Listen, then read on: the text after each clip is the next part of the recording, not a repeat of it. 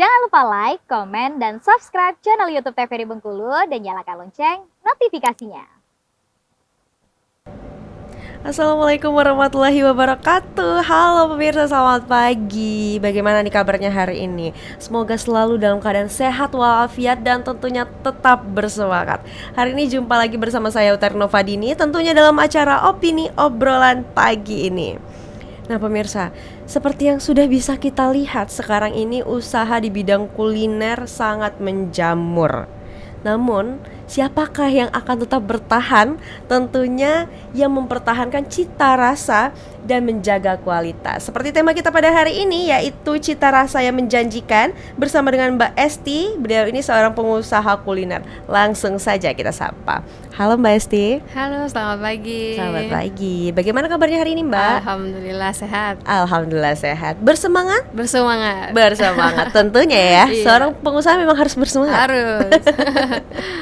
Mbak Esti, kalau boleh tahu nih, ini kan banyak usahanya ini, dan salah satunya adalah bakso. Iya. Bakso ini seperti yang kita tahu biasanya yang buka usaha ini berasal dari Pulau Jawa. Nah kalau Mbak sendiri aslinya dari mana? Saya aslinya Sumatera, Bengkulu. Wah, jadi memang aslinya Bengkulu. Nah jadi buat pemirsa nih ya, Iya. yang sering mengira bakso Bengkulu ini nggak ada, ini ada.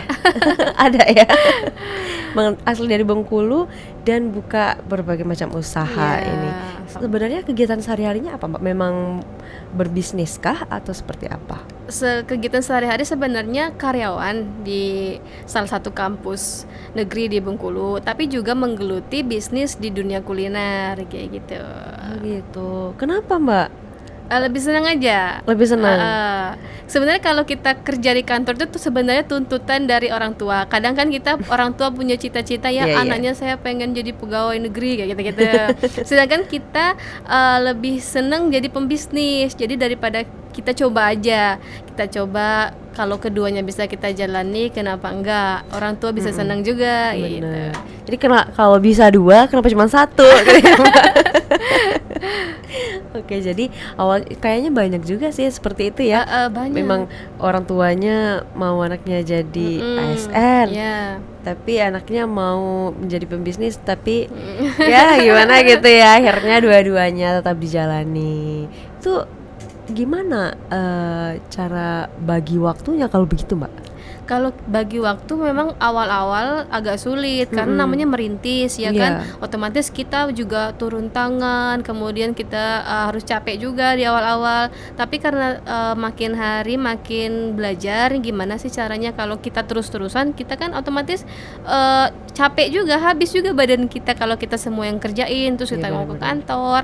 Akhirnya kita bangun tim. Kalau kita udah bangun tim, otomatis pekerjaan kita kan kita bagi-bagi sama karyawan. Otomatis kita juga bisa tetap fokus kerja kayak gitu. Oh gitu. Jadi udah bentuk tim dari awal gitu ya. Iya. Nah, kalau pandangan Mbak sendiri nih mengenai peluang bisnis terus khususnya di bidang kuliner di Bengkulu ini gimana? Karena seperti yang kita tahu ya Mbak ya, menjamur udah banyak sekali, apalagi bisnis yang sama Iya, gitu ya, banyak sekali ya. Nah, menurut Mbak sendiri, menurut pandangan Mbak gimana?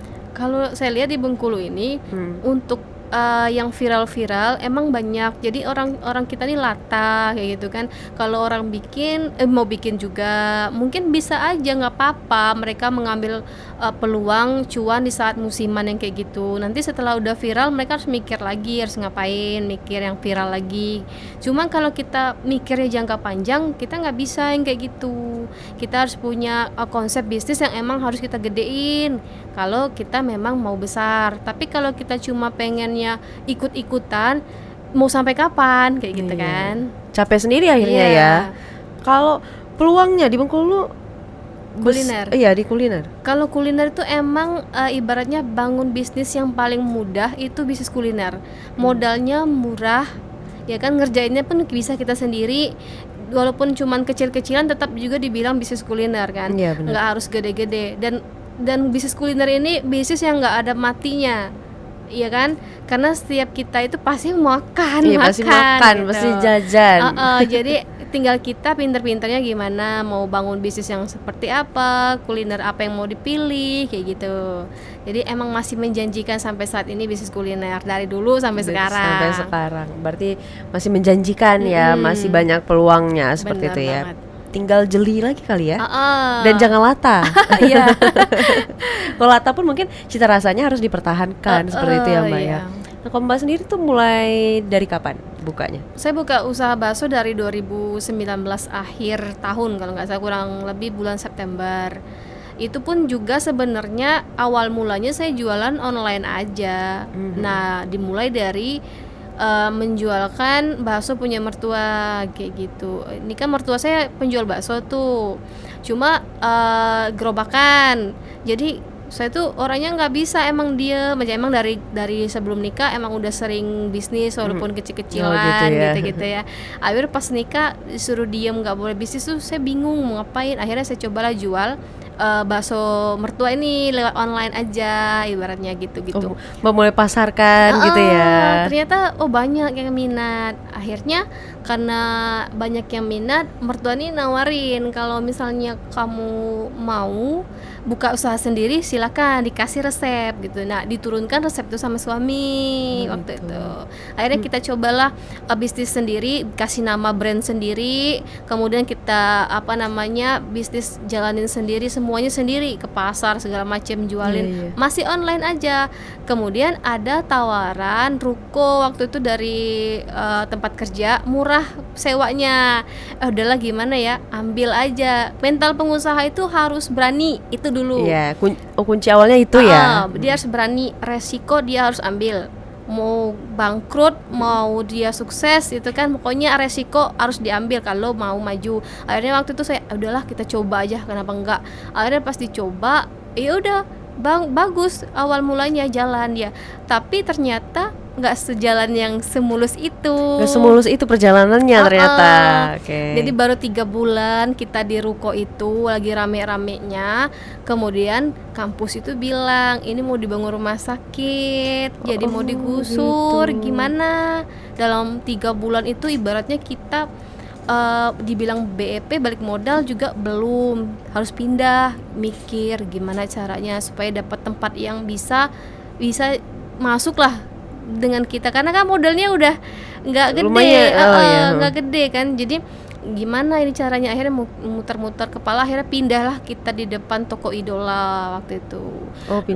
Baru pindah, ternyata bulan Maret 2020 COVID. Jadi nggak selesai masalahnya ada terus. Tapi kayaknya memang di bidang usaha ini banyak ya yang harus, itu tadi kuncinya harus berani untuk menghadapi semua itu.